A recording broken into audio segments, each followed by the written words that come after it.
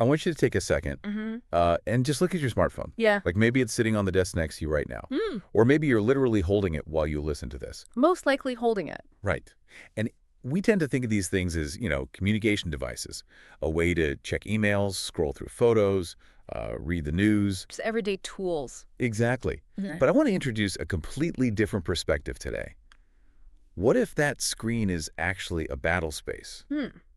What if it's not just a tool for you to perceive the world, but a weapon trained directly on your perceptions, your beliefs, and really your fundamental autonomy? It completely shifts the entire paradigm of how we interact with technology. It really does. Because we are so accustomed to viewing warfare as something that happens in a distant physical location. Yeah. Involving tanks, aircraft, or perhaps sophisticated cyber attacks on power grids. Right. Kinetic stuff.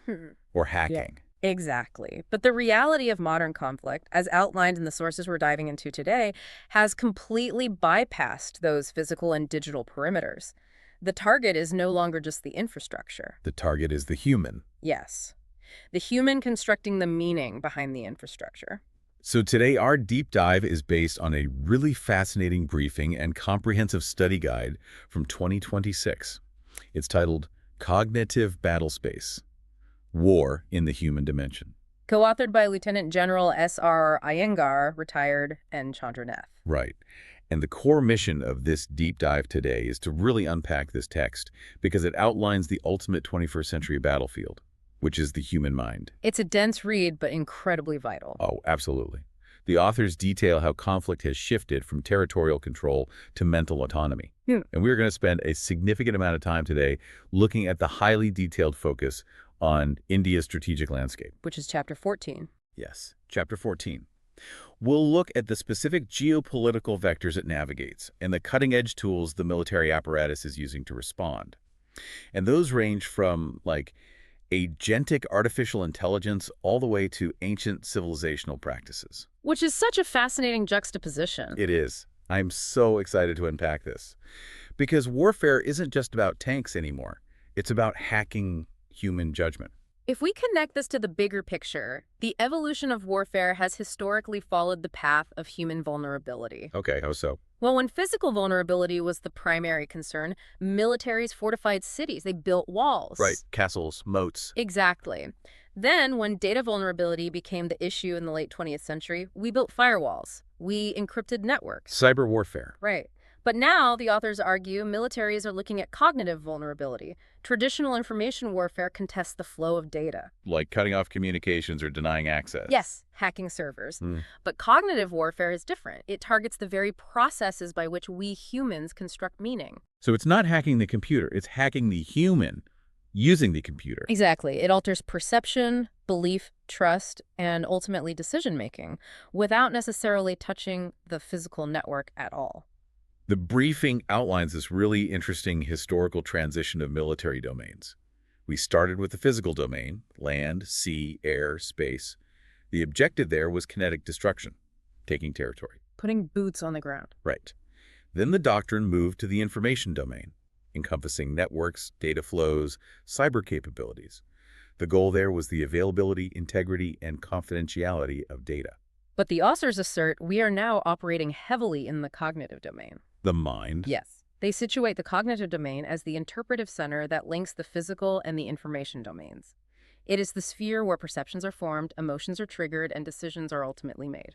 And the text actually breaks down the specific psychological layers that adversaries target to degrade human judgment, which I found super helpful because the mind is so abstract. It provides a very structural way to look at it. Yeah. The four main layers they highlight are attention, emotion, memory, and trust. Let's start with attention. Okay. The book notes that human attention is heavily manipulated by emotional triggers and novelty to hijack our limited cognitive bandwidth. We all know what it feels like to fall down a rabbit hole of sensational news. We've all been there. Right. But the authors frame this as a tactical vulnerability. Because in a strategic context, control over attention is the prerequisite for decision superiority. if a hostile actor can saturate a target's attention with distractions. Or hijack it with a false sense of urgency. Exactly.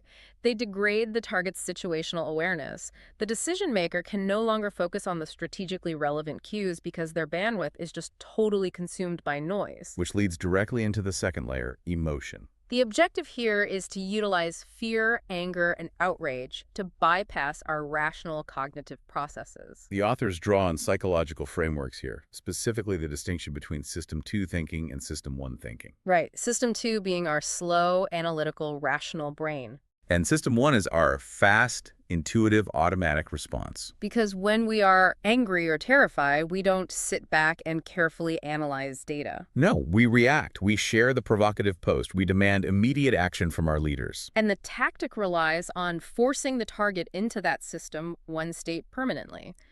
Which brings us to the third layer, memory. And the briefing is really careful to point out this isn't just about individual forgetting, like losing your keys. No, it is about the deliberate reshaping of collective memory. By repeatedly injecting specific, tailored narratives, an adversary attempts to alter how a society interprets its own history. And if you change the historical context a society relies on, you alter the perceived legitimacy of its current institutions. Precisely. And that mechanism leads to what the authors call the ultimate target, trust. Trust. That shifts the entire paradigm for me. If trust is the actual target, it explains why fact-checking alone often feels so useless in modern discourse. The authors labeled trust as the center of gravity in this battle space. Humans are fundamentally sense-making creatures.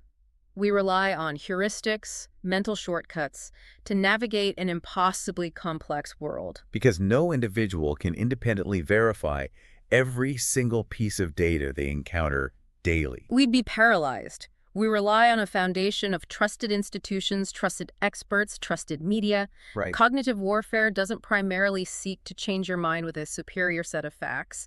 Instead, it seeks to erode the underlying trust architecture. Once trust in the institutions providing the facts is destroyed, the facts themselves don't even matter. Exactly. The environment in which the mind forms opinions is completely altered. The veracity of the facts no longer matters because the source of the facts is fundamentally doubted. I was trying to come up with an analogy for this based on the readings. Information warfare is like someone cutting the phone lines to your house so you can't call for help. But cognitive warfare is someone mimicking your best friend's voice on the phone to convince you to leave your front door unlocked. You voluntarily make the decision that compromises your security because your perception of reality was seamlessly altered. That gets at the deception aspect, but the authors actually argue it's even deeper and more systemic than a single trick. Deeper how? It's not just tricking you in a single moment to open the door. It's slowly altering your entire perception of what a locked door means over years, until you believe doors shouldn't exist at all, or that the people telling you to lock them are your actual enemies. Wow. You act on a completely manufactured orientation. The text heavily references John Boyd's ODO loop. Observe, orient, decide, act. The ODO loop, yeah. Cognitive warfare specifically targets the orient phase. If your orientation is misaligned with reality, your decisions will inherently be flawed, regardless of how accurate your initial observations were or how capable you are of acting. So cognitive maneuver is the deliberate shaping of an adversary's decision cycle to induce self-damaging actions. Yeah. The authors make a very sharp distinction here between information warfare and cognitive warfare. Information warfare operates at the surface level, manipulating what you know, which generally produces short-lived effects. But cognitive warfare penetrates deeper into your beliefs and identity. It's about manipulating how you think. Therefore, its effects are long-lasting, self-sustaining, and strategically transformative. Now, the underlying human vulnerabilities, our cognitive biases, our reliance on heuristics, our emotional triggers, those have always existed. Right. Human nature hasn't changed. But what the briefing points out is that the technological engines exploiting them are entirely unprecedented. The convergence of artificial intelligence, neurodata, and behavioral analytics. It acts as a force multiplier that allows influence operations to function at machine speed and scale. The text describes a transition from the era of mass, broad-stroke broadcast propaganda to an era of precision cognitive targeting. Precision cognitive targeting. The sources mention that AI and data analytics utilize behavioral telemetry to predict individual vulnerabilities. It's analyzing digital footprints to map out the specific emotional triggers that will force a particular demographic or even particular individual into that reactive System 1 state. It represents the total weaponization of behavioral economics.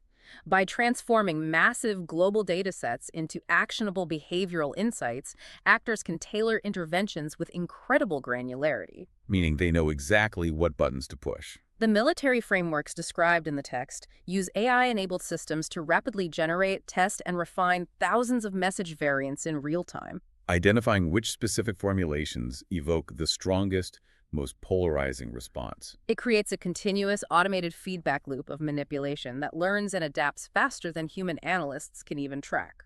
And one of the most visible tools the text outlines in this arsenal is synthetic media, specifically deepfakes, AI-generated audio or video that convincingly impersonates real people. But the study guide highlights a concept called the liar's dividend that completely reframes how we should understand the threat of synthetic media. The liar's dividend. I found this part so insidious. What is it exactly? It's a crucial concept.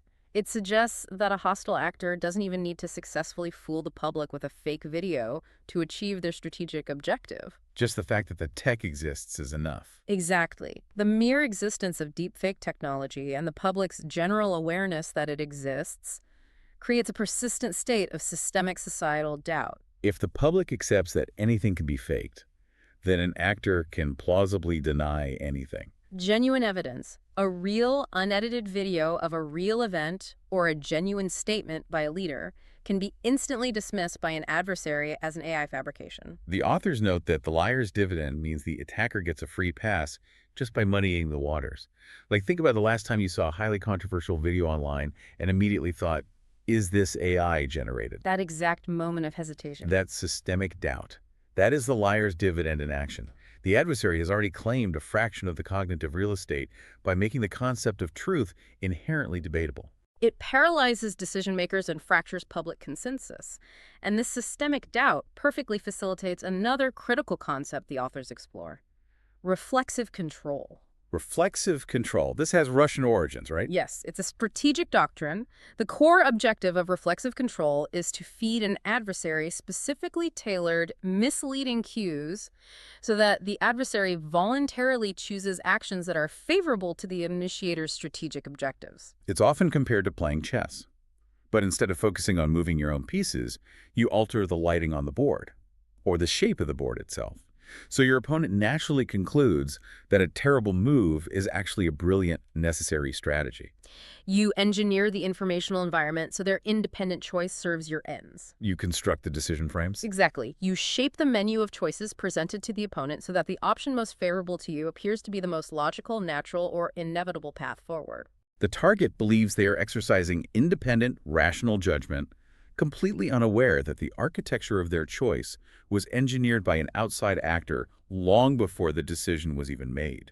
The authors also point to mimetic warfare as a primary vehicle for these operations. Using symbols, satire, and memes to bypass cognitive resistance. A lot of people view memes as just internet culture or fleeting jokes. But the briefing categorizes memes as cognitive payloads. Cognitive payloads.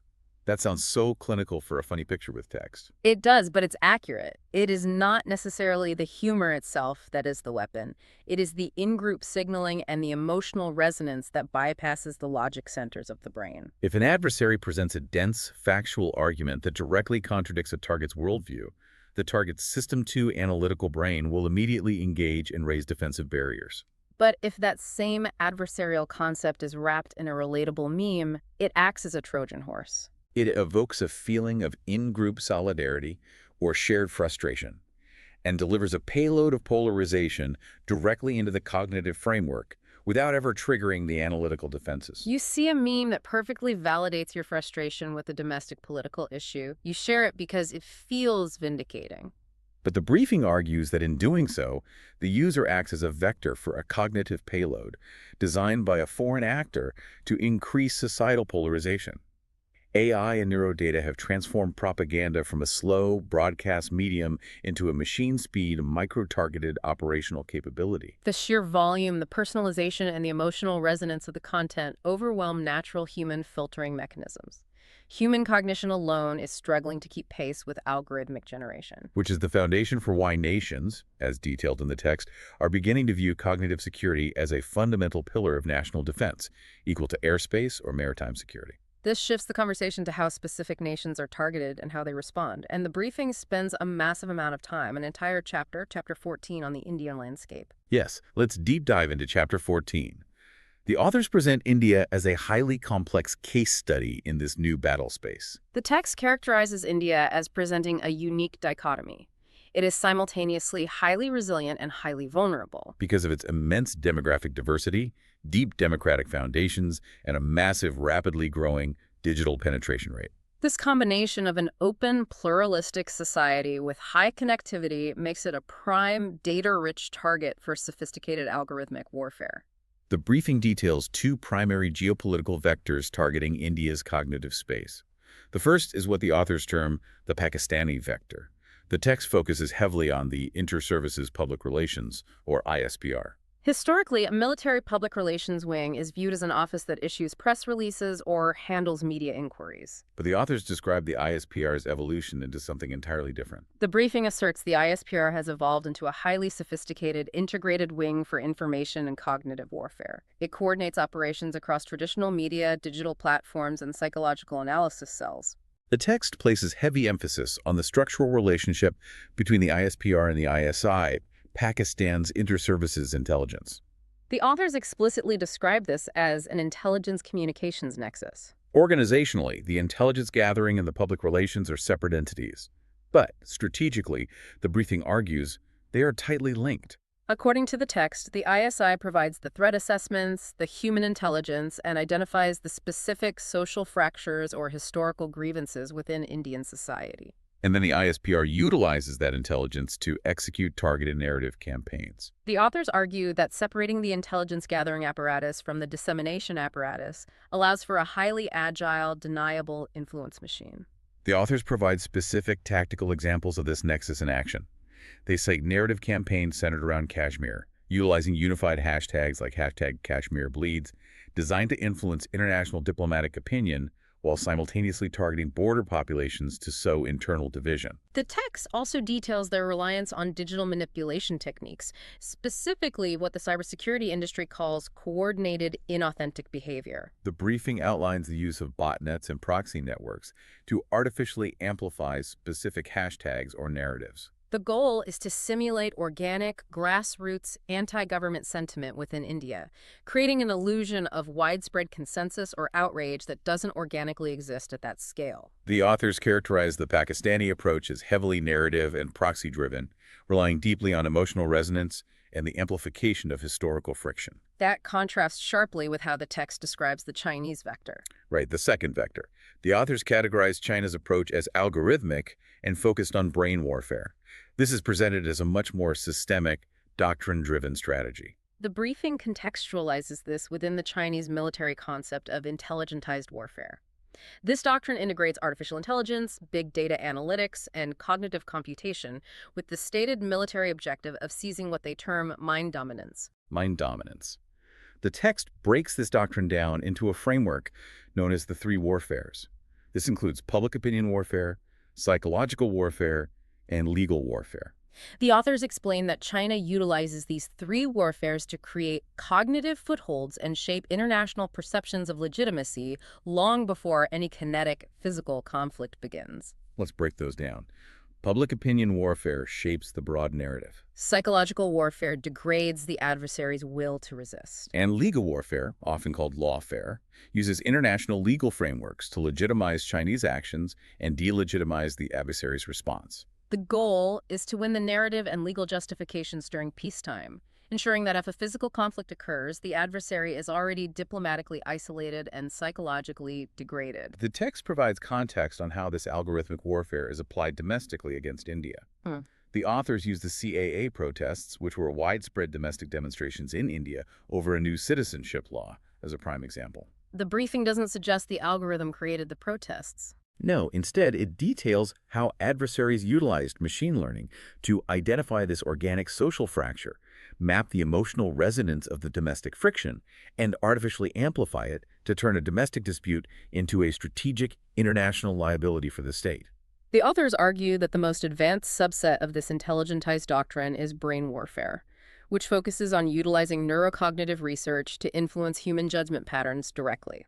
The text distinguishes the two vectors by noting that while the Pakistani strategy often reacts to or inflames current events using narrative and proxies, the Chinese strategy is long-term, structural, and heavily reliant on massive data harvesting and algorithmic precision to slowly exploit cognitive vulnerabilities. To ground these theories, Chapter 14 provides several detailed historical case studies.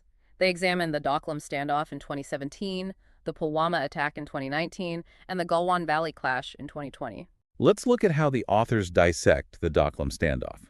This was a prolonged physical confrontation between Indian and Chinese forces at a tri-junction border area. How's the text frame the cognitive dimension of this standoff? The authors frame Doklam primarily as a confrontation over legitimacy and narrative framing. While the troops were physically entrenched in the standoff, the briefing details how China was aggressively utilizing public opinion and legal warfare on the global stage. The strategy was to frame India as the regional aggressor, emphasizing a narrative of alleged Indian encirclement and trespass. According to the text, the Indian response required strict message discipline, focusing heavily on established treaty obligations and international norms to counter this cognitive framing and maintain diplomatic support. Then the text examines the Galwan Valley clash in 2020.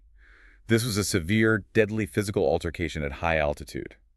But the authors dedicate significant space to the cognitive operations that occurred in tandem with the physical violence. The book notes the specific use of selective disclosure and intimidation imagery. In the aftermath of the Galwan clash, the authors detail how adversaries utilized the selective disclosure of highly edited videos and images. The purpose of releasing this specific media, often stripped of operational context, was not to convey facts. It was to project physical dominance, intimidate the adversary's domestic population, and attempt to degrade the morale of the opposing military forces. It is categorized in the text as a deliberate psychological operation designed to shape the immediate emotional fallout of the physical event. The third case study is the Pulwama attack in 2019, a horrific terrorist attack on Indian security forces. The authors use this to demonstrate the sheer, unprecedented speed of information conflict. The text notes that hostile proxies utilize misleading visuals and pre-packaged narratives almost instantaneously across social platforms to shape the narrative of responsibility and domestic reaction before official state facts could even be gathered or verified. The briefing uses these three case studies to illustrate a core doctrinal shift. The cognitive battlespace is now the integrating layer in all multi-domain operations. The narrative battles do not merely report on the physical events. They occur simultaneously with, or even precede, the kinetic actions. The authors conclude that if a military force loses the cognitive battle, if their actions are successfully framed as illegitimate or their population's trust is shattered, their physical, tactical victories lose strategic meaning, and their operational options severely narrow. Which brings us to India's structural, institutional response to these multifaceted vectors. The authors detail the roles of several specific Indian agencies. The briefing describes an adapting defense architecture. It highlights the Defense Cyber Agency, or DCA, which the authors note is expanding its mandate to monitor and counter cyber-enabled cognitive operations. The Defense Intelligence Agency, the DIA, is tasked with analyzing cross-border influence patterns and mapping these complex narrative campaigns. Furthermore, the text points to the Defense Research and Development Organization, the DRDO, which is advancing research into cognitive technologies, predictive influence modeling, and the psychology of human-machine interaction. The authors spend considerable time acknowledging the fundamental tension of navigating these threats as a democratic nation. Because authoritarian regimes have the structural capability to simply shut down their internet, ban foreign platforms, or heavily censor domestic speech to protect their cognitive space from external vectors. But democracies inherently rely on openness. The briefing frames India's ultimate strategic challenge as defending its cognitive sovereignty, protecting the collective mind of the populace, without compromising the open, pluralistic society that defines its democratic model. This is a central philosophical tension explored deeply in the latter half of the text. The authors argue that authoritarian models view influence primarily as a coercive instrument, prioritizing total control over the information environment. Democratic models, conversely, must view legitimacy, transparency, and public trust as their core strategic assets. The briefing asserts that defense in a democracy cannot mimic authoritarian control. Ethical oversight and transparency are not bureaucratic obstacles, but rather vital safeguards, that prevent the erosion of the very society the military is tasked with protecting. So, according to the authors, how does a democracy like India build resilience against these algorithmic vectors without compromising its open society? The briefing outlines a concept called an active trust architecture. The authors argue that defense in the cognitive domain requires a fundamental transition away from reactive rebuttals. Playing a continuous game of whack-a-mole by simply fact-checking fake news after it has spread is deemed strategically insufficient. Instead, the text proposes building a proactive trust architecture across three distinct layers: individual, organizational, and societal. Let's break down those layers as the authors define them. At the individual layer, the text emphasizes bias recognition, media literacy, and emotional self-regulation. It is about training the individual citizen or soldier to recognize the physiological signs of being algorithmically manipulated into a System 1 state. At the organizational layer, the briefing focuses on transparent communication frameworks, crisis-ready protocols, and a concept called managing cognitive load. The authors stress that in a modern command center during a crisis, a commander might be flooded with thousands of conflicting data points, including synthetic media. If the cognitive load is too high, the commander's O'Day loop freezes. They cannot orient. The organizational structure must be designed to filter noise and protect the decision-maker's cognitive bandwidth. Finally, the societal layer. The text argues this is about strengthening community cohesion and fundamental institutional trust. The authors posit that if a society trusts its institutions and has strong cross-cutting community bonds, the actual socio-political space available for a foreign adversary to exploit and manipulate shrinks considerably. This leads to a section of the briefing that is truly unique. To build this resilience against hyper-advanced, AI-driven algorithmic warfare, the authors look backward to look forward, dedicating space to ancient civilizational wisdom, specifically the Indian yoga system. It is presented in the text as a deliberate synthesis of civilizational heritage and modern cognitive science. The authors highlight specific practices, namely pranayama, which is the regulation of breath, and dhyana, which is meditation, And frame them not as spiritual exercises, but as structural neurobiological mechanisms for cognitive resilience. The briefing dives into the actual neuroscience of this. They aren't just suggesting soldiers stretch on the battlefield. The authors present data indicating that pranayama and dhyana physically improve the functioning of the prefrontal cortex. The prefrontal cortex is the area of the brain responsible for rational judgment, complex decision-making, and crucially, regulating sudden emotional responses from the amygdala. The authors are essentially arguing that these practices biologically strengthen System 2 thinking. By improving prefrontal functioning, these culturally aligned methods act as an internal shield, helping warfighters resist emotional exploitation by adversarial algorithms. It allows personnel to maintain decision clarity and emotional regulation under the extreme psychological stress, ambiguity, and information overload characteristic of the modern fog of war.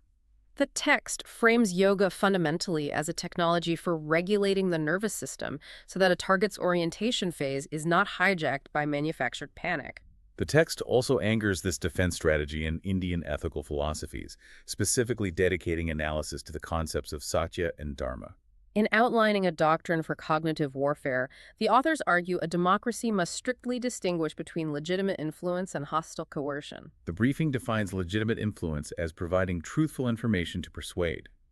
Coercion involves deceptive framing, algorithmic manipulation, and psychological harm. The text uses the principles of satya, meaning truth, and dharma, meaning duty or righteousness, as an ethical compass for operations. The authors assert that these civilizational principles ensure that any defensive or offensive influence operations undertaken must ultimately elevate human autonomy and clarity, rather than diminish or subvert it. The briefing connects this ethical framework directly to modern international humanitarian law, or IHL. The authors note that cognitive warfare deeply challenges existing IHL frameworks because the harm inflicted is intangible. It is not a destroyed bridge. It is a destroyed belief system or fractured societal trust. Because this harm is distributed diffusely across civilian populations, legal concepts like proportionality and distinction are incredibly difficult to measure. The text argues that by anchoring military strategy in the ethical restraint of dharma, the state ensures its pursuit of strategic advantage remains legally and morally legitimate on the international stage. The authors conclude this section by stating that this whole-of-nation approach democratizes national defense. Securing the cognitive domain isn't just the responsibility of generals in a war room. It relies on teachers educating students on media literacy, journalists rigorously verifying sources, and individual citizens practicing emotional regulation before sharing provocative content. But the briefing doesn't stop at philosophy and strategy. Appendices A and B provide the actual practitioner's toolkit. This is where the text bridges the gap between grand strategic theory and operational execution on the ground. I want to focus heavily on Appendix A, which introduces a framework called critical thinking questions, or CTQs. The authors present the CTQs as heavily utilized tools within professional military education. They are designed to force intelligence analysts and battlefield commanders to systematically identify their own cognitive vulnerabilities and formally explore multiple, conflicting interpretations of a single intelligence feed or event. I was reading the section on these CTQs, and it's clear they aren't a multiple-choice test. The authors describe them as cognitive speed bumps. Speed bumps. Yeah. The text provides examples of these questions. They ask things like, what underlying assumptions am I making about this data? How could this specific narrative be a deliberate trap designed to provoke me? And what is the adversary's desired emotional reaction from me in this exact moment? The briefing explicitly states these questions are a structured methodology to counter confirmation bias, the human tendency to heavily weight information that confirms pre-existing beliefs while ignoring contradictory data. The text argues that algorithms are specifically designed to exploit this bias. When a crisis occurs, the natural human tendency is to rush to a conclusion based on incomplete information and emotional intuition. The CTQs force the practitioner to artificially pause the OD loop, engage the analytical prefrontal cortex, and evaluate the structural architecture of the information they are receiving. The authors describe it as a tool to help practitioners think fast and slow simultaneously. And then we reach Appendix B, which outlines the technological countermeasure. It introduces a tool called the Cognitive Security GPT. From what I gather in the text, this isn't just a chatbot answering queries. The authors describe it as an agentic large language model designed specifically as a predictive foresight framework. How does the briefing envision the military utilizing a tool like this? The text highlights a necessary doctrinal shift from reactive cybersecurity to predictive cognitive security. The authors describe the Cognitive Security GPT as a specialized, closed network AI model that possesses a degree of agency to run complex tasks, simulate behavioral economics, and model adversarial influence environments. The military professionals use this agentic model to anticipate the cascading impacts of synthetic media or narrative campaigns before they fully manifest in the public sphere. The text provides hypothetical scenarios. It asks the reader to imagine running thousands of simulations of how a specific piece of adversarial disinformation, for example, a deepfake video of a political leader saying something inflammatory, might cascade through different demographic groups, linguistic divides, or social platforms in India over a 48-hour period. Because the agentic LLM can process behavioral telemetry at machine speed, it can identify which specific communities are most vulnerable to the narrative and which platforms will serve as the primary vectors. The authors argue this capability is revolutionary because it allows the defending state to pre-bunk the narrative. Pre-bunking, so getting ahead of it. Exactly. If the GPT models that a specific social fracture will be targeted by a hostile proxy network next week, the state can proactively release verified information or warnings, effectively inoculating the population against the deception before the adversary's campaign even launches. The text positions this as the ultimate mitigation of strategic surprise. The briefing paints a vivid picture of what a modern multi-domain operations center looks like when these tools are combined. It describes a scenario where a commander is facing a tense border standoff. Information is flooding to the zone, satellite imagery, intercepted communications, and massive spikes in social media outrage. The commander utilizes the Cognitive Security GPT to instantly synthesize millions of data points, and the AI models that the adversary is utilizing reflexive control to shape the international narrative and provoke a premature escalation. The AI highlights an anomalous, artificially generated spike in a specific, highly emotive hashtag. The machine provides the massive data synthesis and the predictive modeling, but the authors are adamant that the human element must remain the final arbiter. The text details how the commander then turns to the critical thinking questions from Appendix A. The commander uses the structured human philosophy of the CTQs to interrogate the AI's algorithmic findings. They must ask, does my desire to act quickly based on this AI model stem from true tactical necessity, Or am I falling prey to automation bias, trusting the machine too implicitly? The briefing argues this is the optimal framework for human-machine teaming. The AI provides the foresight, the scale, and the speed necessary to track the algorithmic attack, but the CDQs ensure the human retains cognitive autonomy. The human uses technology to map the threat, but relies on structured analytical restraint and ethical anchors to make the final strategic decision. The authors present this synthesis as the core thesis of their work. Future victory depends entirely on the ability to process information faster and decide clearer than the adversary, while simultaneously protecting the foundational democratic and ethical fabric of this society. The text concludes that a modern military needs the machine's unprecedented speed, but it absolutely must retain the human's ethical restraint. Defense in the cognitive age is not merely about building thicker firewalls. It is about cultivating better, more resilient thinkers. The briefing we covered today, Cognitive Battlespace, presents a staggering amount of material. We explore the author's redefining of the battlespace, moving from physical territory to the complex terrain of the human mind. We looked at the engines driving this shift: AI, synthetic media, the liar's dividend, and reflexive control.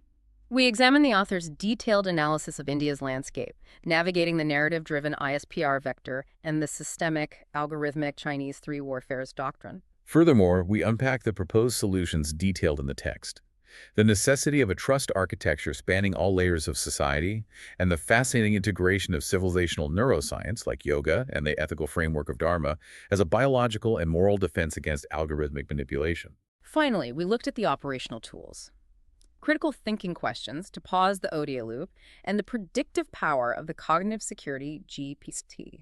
The authors make it clear that the cognitive battlespace is not a distant, abstract frontline. It is deeply personal. According to the frameworks we've discussed, every single time you feel a sudden, intense surge of outrage reading a headline, or every time you feel an overwhelming, unverified urge to share a meme that perfectly validates your worldview, you are interacting with the very vectors this military manual describes. Your attention, your emotional resonance, and your foundational trust are the contested territory. You are the terrain. And that's exactly why understanding this is so crucial. Which leaves a final lingering thought based on the author's conclusions for you to mull over. If cognitive warfare specifically targets our mental autonomy, and of our own inherent biases, our quick judgments, and our sudden emotions are the exact vulnerabilities being weaponized at machine speed, is the truest, most powerful act of defense in the 21st century, simply taking a deep breath, pausing, and choosing not to react.